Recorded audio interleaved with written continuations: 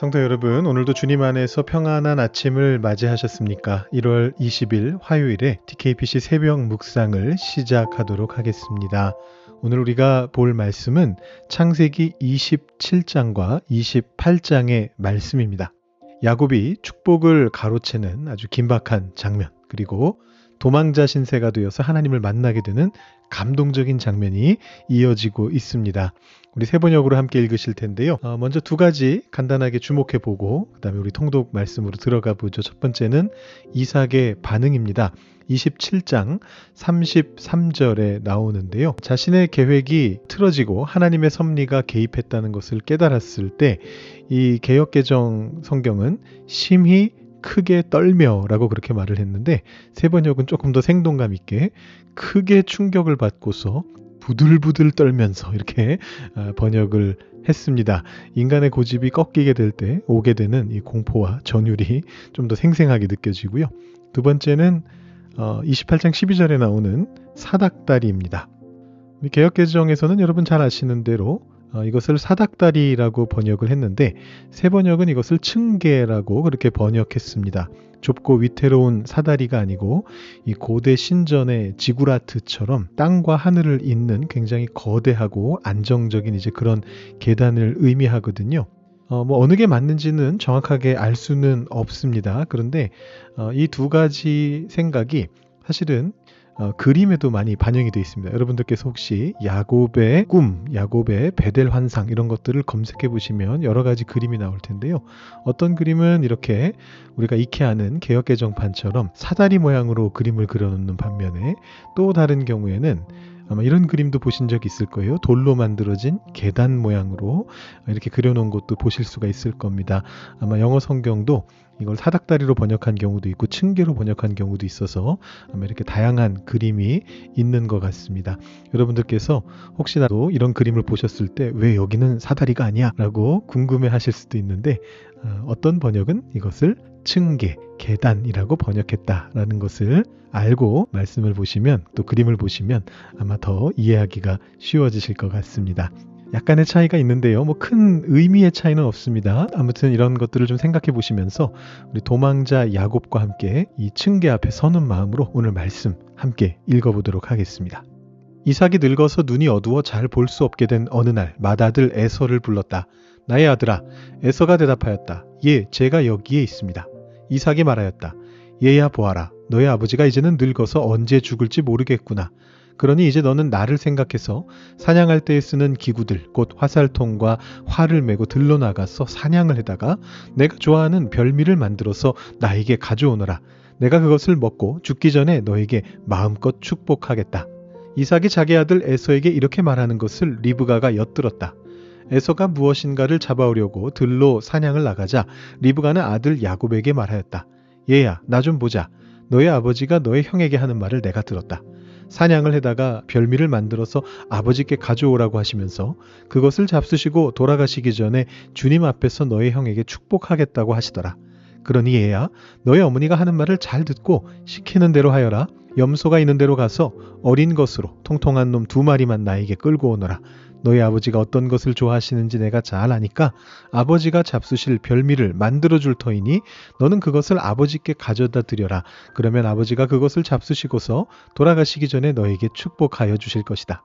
야곱이 어머니 리브가에게 말하였다. 형 에서는 털이 많은 사람이고 나는 이렇게 피부가 매끈한 사람인데 아버지께서 만져보시면 어떻게 되겠습니까? 아버지를 속인 죄로 축복은커녕 오히려 저주를 받을 것이 아닙니까? 어머니가 아들에게 말하였다. 아들아, 저주는 이 어미가 받으마. 내가 시키는 대로 하여라. 가서 2마리를 끌고 오너라. 그가 가서 2마리를 붙잡아서 어머니에게 끌고 오니 그의 어머니가 그것으로 아버지의 입맛에 맞게 별미를 만들었다. 그런 다음에 리브가는 자기가 집에 잘 간직하여 둔 맏아들 에서의 옷 가운데 가장 좋은 것을 꺼내어 작은 아들 야곱에게 입혔다. 리브가는 염소 새끼 가죽을 야곱의 매끈한 손과 목덜미에 둘러주고 나서 자기가 마련한 별미와 빵을 아들 야곱에게 들려주었다.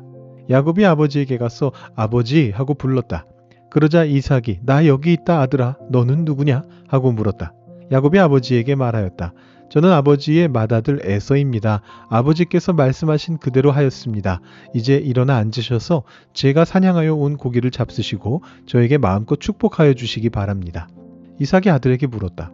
얘야, 어떻게 그렇게 빨리 사냥거리를 찾았느냐? 야곱이 대답하였다. 아버지께서 섬기시는 주 하나님이 일이 잘 되게 저를 도와주셨습니다. 이삭이 야곱에게 말하였다. 얘야, 내가 너를 좀 만져볼 수 있게 이리 가까이 오너라.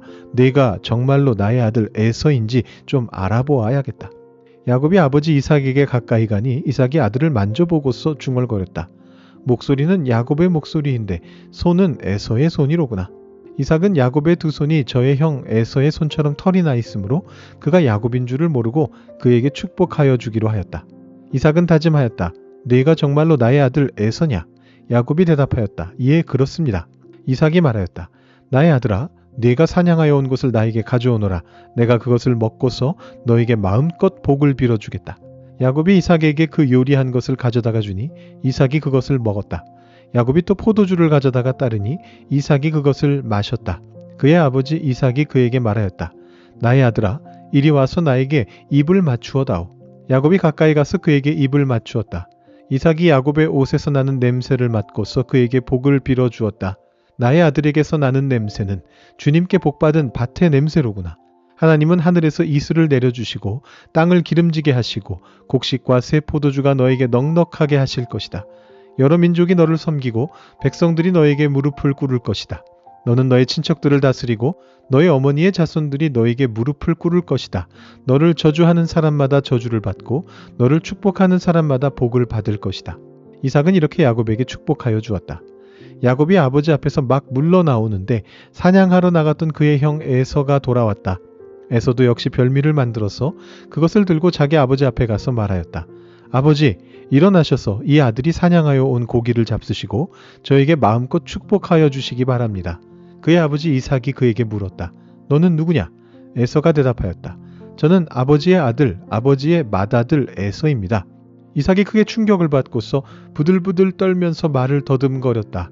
그렇다면 네가 오기 전에 나에게 사냥한 고기를 가져온 게 누구란 말이냐? 네가 오기 전에 내가 그것을 이미 다 먹고 그에게 축복하였으니 바로 그가 복을 받을 것이다. 아버지의 말을 들은 에서는 소리치며 울면서 아버지에게 애원하였다. 저에게 축복하여 주십시오, 아버지. 저에게도 똑같이 복을 빌어 주십시오. 그러나 이삭이 말하였다. 너의 동생이 와서 나를 속이고 네가 받을 복을 가로챘구나. 에서가 말하였다. 그 녀석의 이름이 왜 야곱인지 이제야 알 것 같습니다. 그 녀석이 이번까지 2번이나 저를 속였습니다. 지난번에는 맏아들의 권리를 저에게서 빼앗았고 이번에는 제가 받을 복까지 빼앗아갔습니다. 에서가 아버지에게 물었다. 저에게 주실 복을 하나도 남겨두지 않으셨습니까? 이삭이 에서에게 대답하였다. 나는 그가 너를 다스리도록 하였고 그의 모든 친척을 그에게 종으로 주었고 곡식과 새 포도주가 그에게서 떨어지지 않도록 하였다. 그러니 나의 아들아, 내가 너에게 무엇을 해줄 수 있겠느냐? 에서가 그의 아버지에게 말하였다. 아버지, 아버지께서 비실 수 있는 복이 어디 그 하나뿐입니까? 저에게도 복을 빌어주십시오, 아버지. 이 말을 하면서 에서는 큰 소리로 울었다. 그의 아버지 이삭이 그에게 대답하였다. 네가 살 곳은 땅이 기름지지 않고 하늘에서 이슬도 내리지 않는 곳이다. 너는 칼을 의지하고 살 것이며 너의 아우를 섬길 것이다. 그러나 애써 힘을 기르면 너는 그가 내 목에 씌운 멍에를 부술 것이다. 에서는 아버지에게서 받을 축복을 야곱에게 빼앗긴 것 때문에 야곱에게 원한이 깊어갔다. 그는 혼자서 아버지를 곡할 날이 머지않았으니 그때가 되면 동생 야곱을 죽이겠다 하고 마음을 먹었다.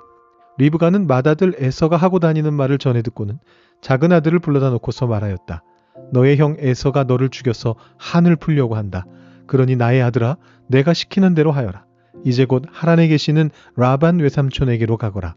내 형의 분노가 풀릴 때까지 너는 얼마 동안 외삼촌 집에 머물러라. 내 형의 분노가 풀리고 내가 형에게 한 일을 너의 형이 잊으면 거기를 떠나서 돌아오라고 전가를 보내마. 내가 어찌 하루에 자식 둘을 다 잃겠느냐. 리브가가 이삭에게 말하였다. 나는 햇사람의 딸들 때문에 사는 게 아주 넌더리가 납니다. 야곱이 이 땅에 사는 사람들의 딸들, 곧 햇사람의 딸들 가운데서 아내를 맞아들인다고 하면 내가 살아있다고는 하지만 나에게 무슨 사는 재미가 있겠습니까? 이삭이 야곱을 불러서 그에게 복을 빌어주고 당부하였다.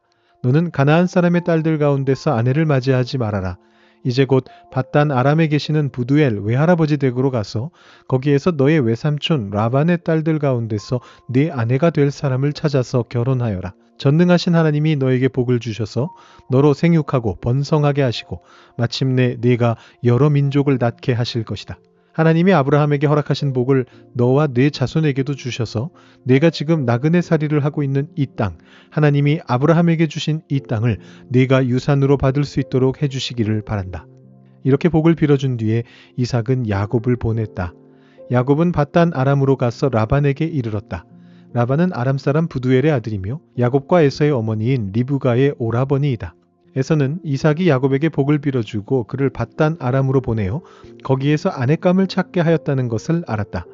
에서는 이삭이 야곱에게 복을 빌어주면서 가나안 사람의 딸들 가운데서 아내감을 찾아서는 안 된다고 당부하였다는 것과 야곱이 아버지와 어머니의 말에 순종하여 밧단 아람으로 떠났다는 것을 알았다. 에서는 자기 아버지 이삭이 가나안 사람의 딸들을 싫어한다는 것을 알고 이미 결혼하여 아내들이 있는데도 이스마엘에게 가서 그의 딸 마할랏을 또다시 아내로 맞이하였다. 마할랏은 느바요의 누이이며 아브라함의 손녀이다. 야곱이 브엘세바를 떠나서 하란으로 가다가 어떤 곳에 이르렀을 때에 해가 저물었으므로 거기에서 하룻밤을 지내게 되었다. 그는 돌 하나를 주워서 베개로 삼고 거기에 누워서 자다가 꿈을 꾸었다. 그가 보니 땅에 층계가 있고 그 꼭대기가 하늘에 닿아 있고 하나님의 천사들이 그 층계를 오르락 내리락 하고 있었다. 주님께서 그 층계 위에 서서 말씀하셨다. 나는 주, 너의 할아버지 아브라함을 보살펴준 하나님이요 너의 아버지 이삭을 보살펴준 하나님이다. 네가 지금 누워있는 이 땅을 내가 너와 너의 자손에게 주겠다. 너의 자손이 땅의 티끌처럼 많아질 것이며 동서남북 사방으로 퍼질 것이다. 이 땅 위의 모든 백성이 너와 너의 자손 덕에 복을 받게 될 것이다. 내가 너와 함께 있어서 네가 어디로 가든지 너를 지켜주며 내가 너를 다시 이 땅으로 데려오겠다. 내가 너에게 약속한 것을 다 이루기까지 내가 너를 떠나지 않겠다. 야곱은 잠에서 깨어서 혼자 생각하였다. 주님께서 분명히 이곳에 계시는데도 내가 미처 그것을 몰랐구나. 그는 두려워하면서 중얼거렸다. 이 얼마나 두려운 곳인가. 이곳은 다름 아닌 하나님의 집이다. 여기가 바로 하늘로 들어가는 문이다. 야곱은 다음날 아침 일찍이 일어나서 베개 삼아 벤 그 돌을 가져다가 기둥으로 세우고 그 위에 기름을 붓고 그곳 이름을 베델이라고 하였다. 그 성의 본래 이름은 루스였다. 야곱은 이렇게 서원하였다. 하나님께서 저와 함께 계시고 제가 가는 이 길에서 저를 지켜주시고 먹을 것과 입을 것을 주시고 제가 안전하게 저의 아버지 집으로 돌아가게 해주시면 주님이 저의 하나님이 되실 것이며 제가 기둥으로 세운 이 돌이 하나님의 집이 될 것이며 하나님께서 저에게 주신 모든 것에서 열의 하나를 하나님께 드리겠습니다. 아멘. 오늘은 28장 16절 말씀을 함께 보도록 하겠습니다. 한 절인데요. 우리 개역개정과 새번역으로 한번 살펴보겠습니다. 먼저 개역개정 번역입니다. 야곱이 잠이 깨어 이르되 여호와께서 과연 여기 계시거늘 내가 알지 못하였도다. 새번역입니다. 야곱은 잠에서 깨어서 혼자 생각하였다. 주님께서 분명히 이곳에 계시는데도 내가 미처 그것을 몰랐구나.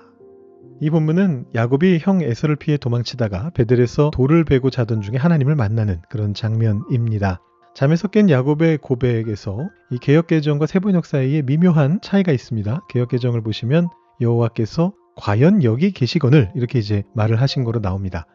자, 여러분 과연이란 말을 어떻게 사용하세요? 이 과연이란 말이 과거에는 참으로, 진실로 그런 의미가 있었습니다. 그래서 여기 과연 자리에다가 진실로를 넣어서 읽으면 원래 의미가 됩니다. 여호와께서 진실로 여기 계시거늘. 이것은 1940년도에 나왔던 수정증보된 조선어 사전인데요. 여기 보면 참 정말 진실로 이런 의미가 있다는 것이 적혀 있습니다. 그런데 오늘날의 현대인들은 과연이란 말을 이렇게 쓰지를 않습니다.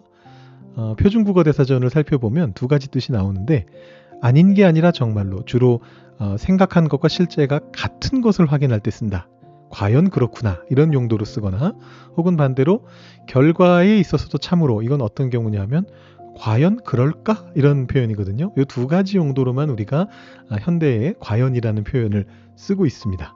그래서 이 1940년대에 사전에 나온 과연이란 말의 뜻을 아시는 분들은 이 말씀의 의미를 온전히 이해하실 수 있지만 현대를 살아가고 있는 현대인들의 경우에는 좀 젊은 세대들의 경우에는 이상하다. 과연이라는 말은 예상과 같을 때 쓰는 말인데 야곱이 하나님이 거기 계실 거라고 예상했다는 뜻인가? 이렇게 오해할 수가 있다라는 것이죠. 그래서 새 번역은 좀 더 나중에 번역이 됐기 때문에 현대의 표현으로 정확하게 이렇게 쓰고 있습니다. 주님께서 분명히 이곳에 계시는데도 내가 미처 그것을 몰랐구나 라고 그렇게 이야기하면서 야곱의 어떤 무지와 충격적인 깨달음을 강조하고 있습니다. 자, 그러니까 이것은 개역개정이 잘못 번역했다는 얘기는 아니고요. 오래전에 번역된 것을 그대로 두다가 약간 현대의 의미가 바뀐 부분을 이제 포착하지 못한 거다라고 보시면 될 것 같아요. 자, 중요한 건 이것이죠. 하나님께서는 여기 계시는데 야곱은 그것을 몰랐다라는 것입니다. 여러분, 지금 야곱의 상태가 어떻습니까? 가족을 떠나서 빈들에서 돌을 베고 자고 있습니다. 처량하고 외롭습니다. 하나님께서 아버지 이삭의 장막에 계신다라고 생각했습니다. 할아버지 아브라함의 제단에 계신다라고 생각했습니다.